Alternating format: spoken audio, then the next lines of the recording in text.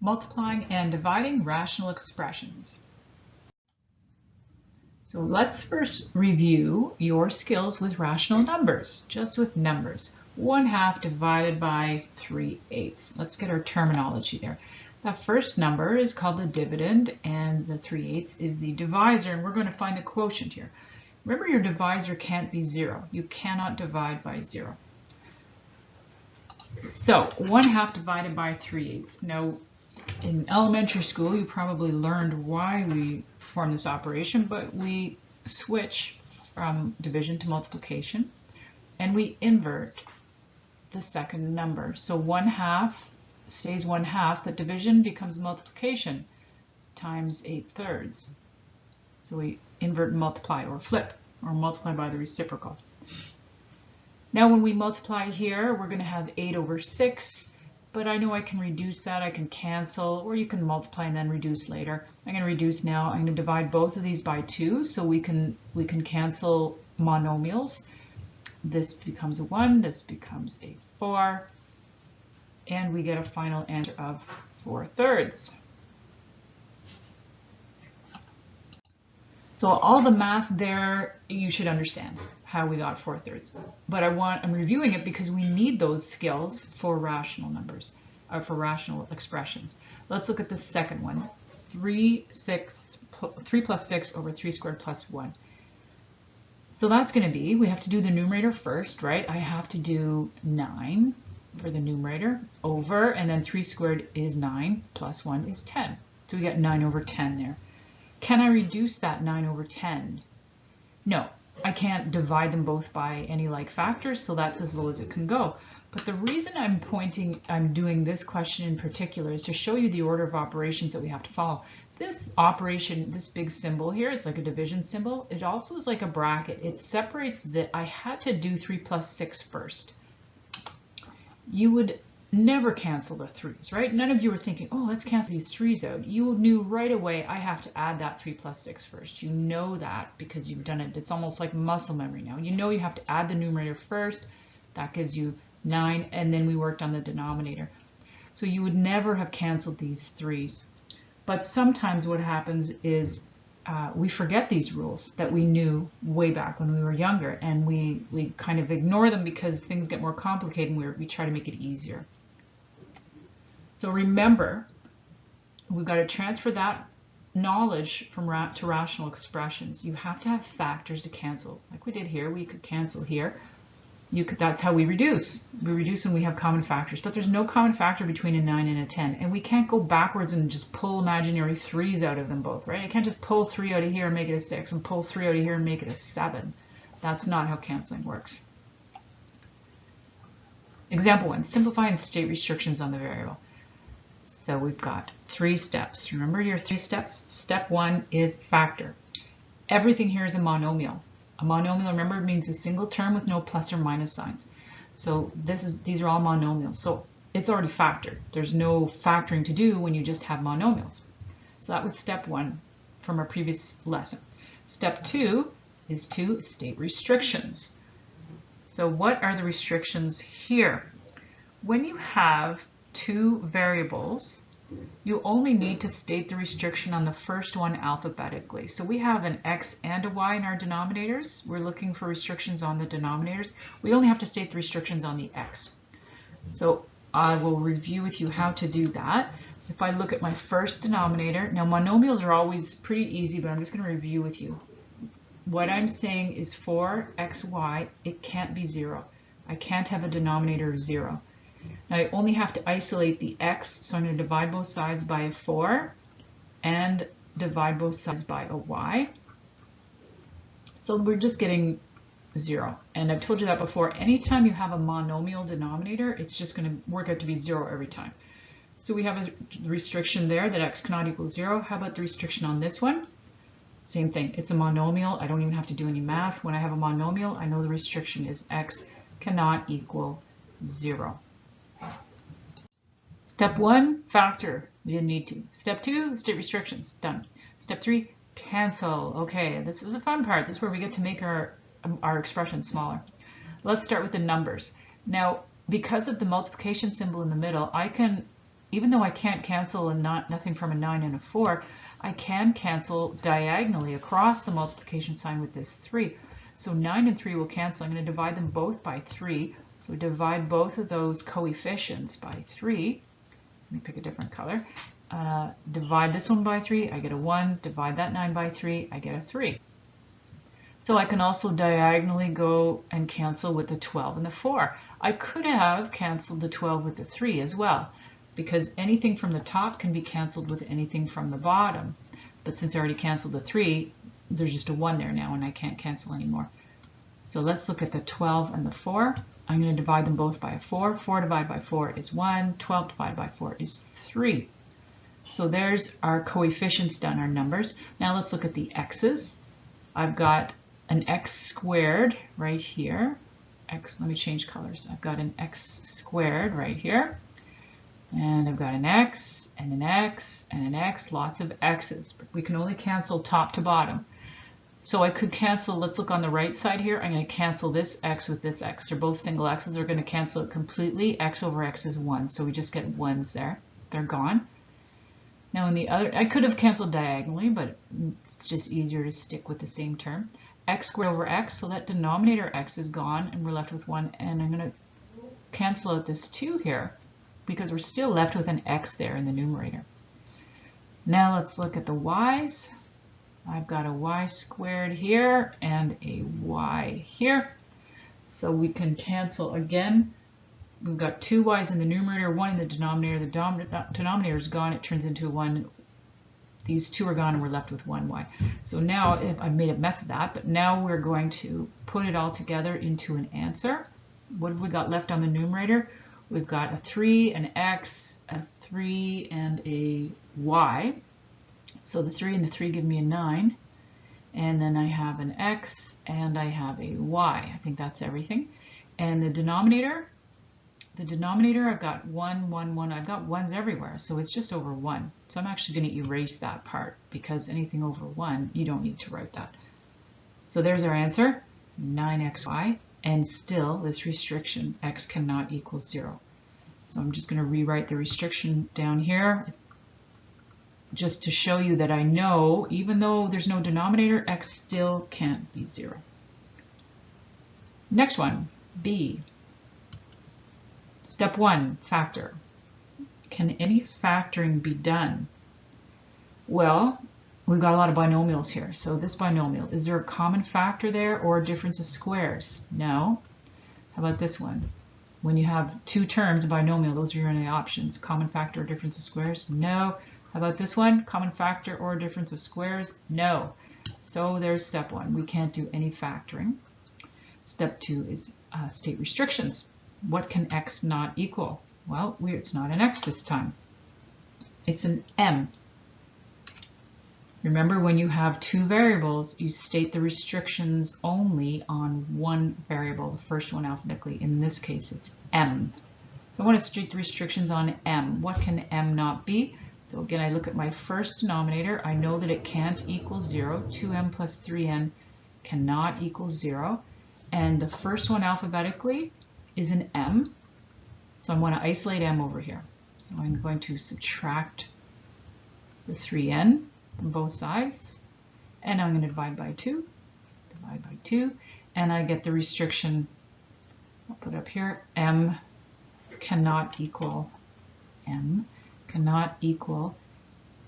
negative 3 over 2n. That's one restriction.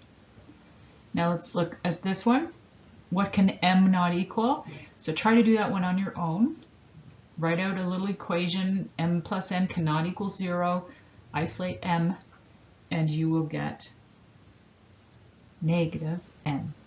And you can see that. If I took this m out right here and I put a negative n in its spot, I'd get negative n plus n, I'd get 0. So that's my restriction. Okay, back to the question here. Step 1, factor. We couldn't factor anything. Step 2, state restrictions. Done. Step 3, cancel. Does anything cancel? So we've got this monomial 1. It's not going to cancel with anything. We've got lots of binomials. Binomials must match exactly in order to cancel.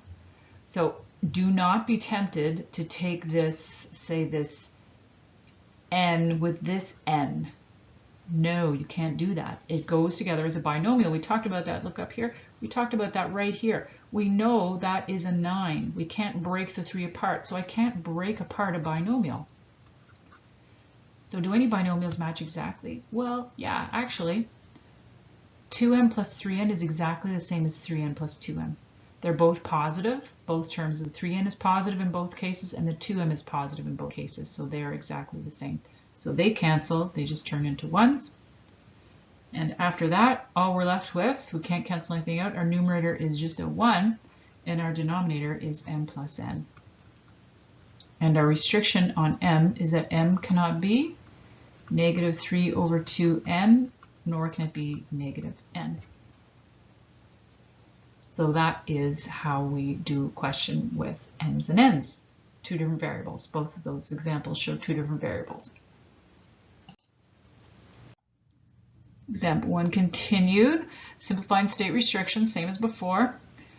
So C is, we're getting a little harder each time, right?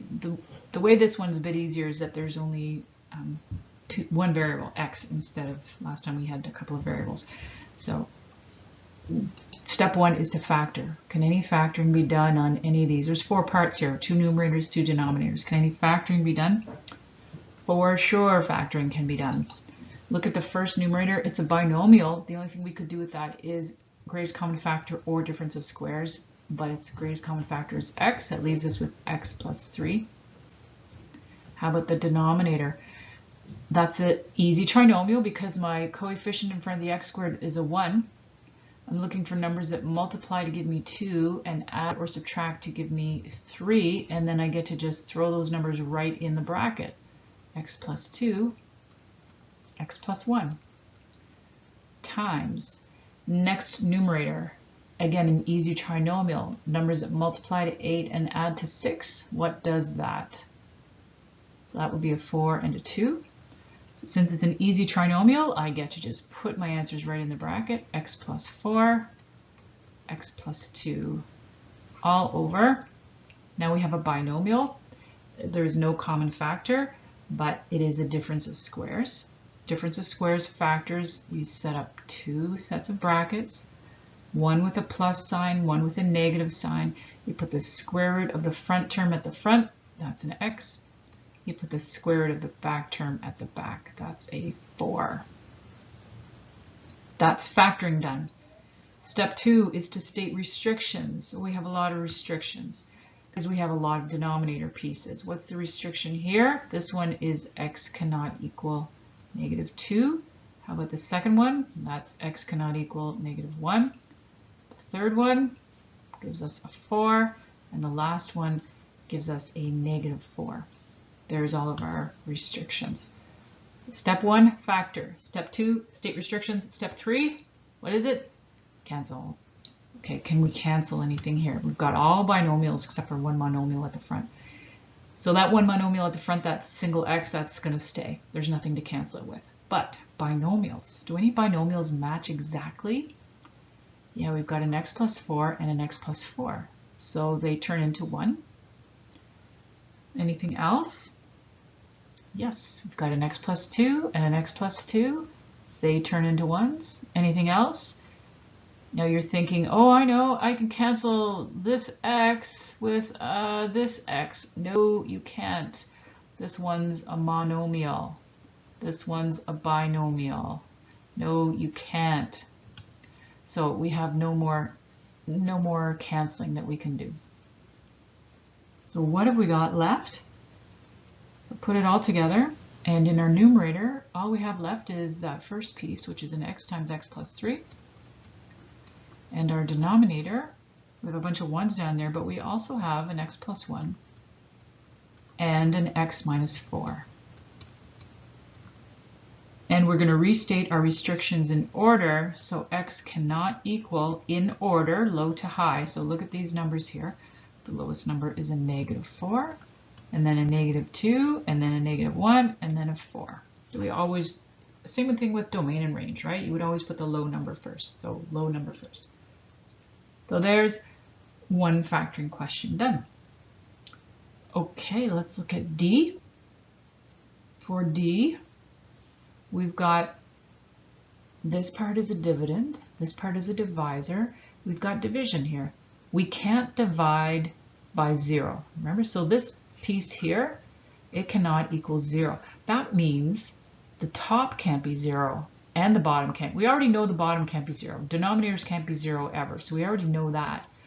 But the top can't be 0 as well, because then we'd be dividing by 0. So we have some extra restrictions to do here. So let's get to that in a second. We're going to first start with factoring. We have the greatest common factor in the numerator. That gives us x plus 4. And our denominator is a monomial, so leave it alone. Times, right, I'm going to invert and multiply. The 2x squared comes up, and my denominator has a common factor of 4, x plus 4. So there's factoring. And what are the restrictions? Okay, what's the restriction on this piece here? Remember the monomials? They're just 0. X cannot equal 0. And what's the restriction on this piece? Well, this 4 doesn't matter. It doesn't have an x in it. So I can't say x cannot equal anything because that's just a 4. So I'm actually just looking at this piece right here. And that's a negative 4. But remember what I just said. This top part, because it was the bottom before, now it's the top. Neither of the top, when you divide, neither the top nor the bottom can be 0. So I also have to state restrictions on the 2x squared. So 2x squared can't be 0 either. It was originally a denominator, right? But it doesn't matter because I can't divide by 0, so neither part can be 0. So because it's a monomial, it's also 0. This is its restriction, but I don't have to write the restriction out again. I already have 0 there, so I don't need to put it in again. Okay, now everyone's favorite part is cancel. Let's look at the monomials first. Got lots of monomials. We've got a 2, a 3x, a 4, and a 2x squared. That's all monomial. So we've got several monomials, so we're going to look at the coefficients first in the front. So the 2 and 3, of course, we can't reduce that or cancel that. But this 2 can cancel with this 4. I'm going to divide them both by a 2. And this 2 will become a 1, and the 4 will become a 2. Now take a look at this monomial and this monomial. I still have a 2 here. So this 2 can go into this 2, right? It's not a 4 anymore, it's a 2. 2 into 2, so I can cancel that as well. So let me do another set of canceling. That 2 becomes a 1, and that 2 becomes a 1. Now what about the x's? We've got an x squared here and an x here. So I've got 2 x's, 1 x, so I'm just going to cancel this whole x from the denominator. There's only the number 1 left, and I'm going to cross off this 2, and I still have an x there. Now the binomials. The binomials are exactly the same. So off they go, gone. So canceling is great because it makes the question so much easier, but you have to cancel properly. What have I got in the numerator? I've got 1 times what? There's just an x there. X's are actually supposed to be written like this. I don't do it with my tablet because it's a little hard to do, so usually I just write the x that you're not supposed to write because it looks like a multiplication sign, but that's why I do it. Okay. X over, what have we got in our denominator? We've got a 3, and I think that's it. 3. X over 3. And we still have restrictions here. X cannot equal, in order, -4 and then 0. So those are all of the restrictions for that question, and it all simplified nicely. And you have that line at the very bottom of this page here. At the end, restate your restrictions in order. Oh, I wrote over that. Let me erase that there. This is a little explanation about restrictions. So restrictions when you're dividing come from the denominator of each term plus the numerator of the divisor. So the denominator of each term, that's these two. We have restrictions on the denominators, as always, but also this numerator. So the whole fraction, we need to find restrictions for the whole thing.